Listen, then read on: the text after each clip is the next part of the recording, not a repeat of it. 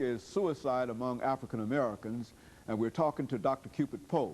And of course, Dr. Poe, before we had our first commercial break, we were talking about the psychological feeling of despair. Let's move that a little beyond that and to talk about people who exhibit behaviors of despair, the relationship between people who are in a state of despair and their behavior, either before or after despair. Let's talk about it from that perspective. All right. If I'm in a condition of despair, generally my behavior has been self-destructive on the front end. That is, my behavior has been self-centered. Self-centered behavior on the part of an affected person is the most common cause of despair. And we can be more specific about that. And that is greed, for example, for money, for power, greed for a sense of superiority over the people is, I believe, the #1 risk factor, the #1 contributing factor to that leads to a condition of despair. Now, once a person is in that condition, then we can expect that person's behavior to be even more self-destructive.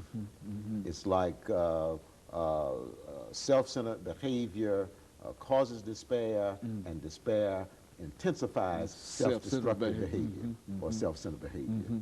Okay? And so people in a condition of despair, they're more likely to abuse alcohol, they're more likely to abuse drugs, they're more likely to be sexually promiscuous, they're more likely to get into fights inappropriately, they're more likely to be mentally abusive of the spouse and physically abusive of the spouse and the children, they're more likely to be sexually abusive, okay? They're more likely to commit adultery, they're more likely to get involved in fast money-making schemes, illegal money-making schemes, all right? So that's what we see in self-destructive, and despair is self-destructive behavior.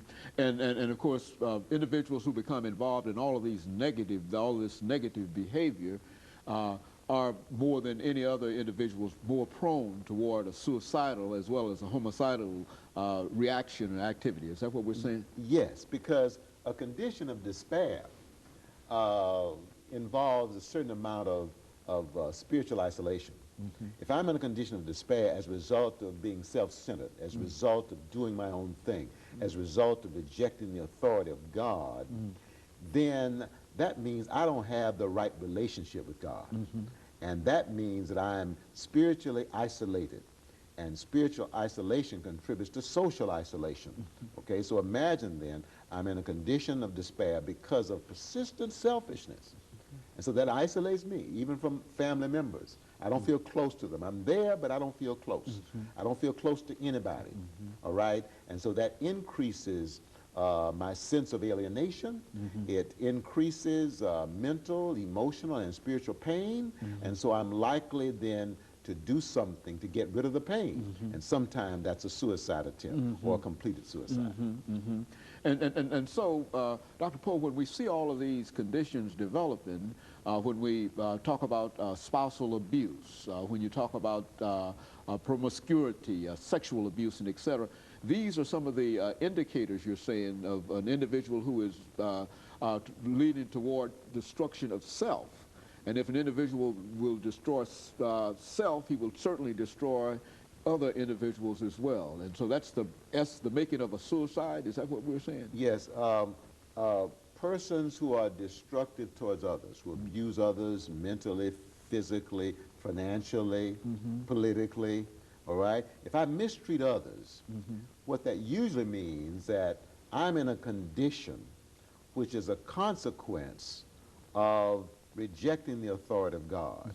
That means that I have a pattern of self-centered behavior, all right? It's caused me to be in a condition of despair, and that condition of despair has intensified my self-centered behavior or my destructive behavior, okay? So we see then that people who are self-centered, they're more prone to despair, and people who are self-centered and in a condition of despair are much more likely to be even more destructive of others as well as themselves. And that increases the risk then that they may commit suicide. Now what that means is that people who are very self-centered, who are very selfish, who are very prideful, all right, who mistreat and abuse other people are more prone to suicide. We see it in this culture. Persons, we know that Caucasian Americans have a much higher suicide rate than Afro-Americans. Well, if you look at the history between the two peoples, more Caucasians have been abusive of Afro-Americans than the other way around. And so the result is Caucasians have a much higher suicide rate. Okay, we have a much lower suicide rate.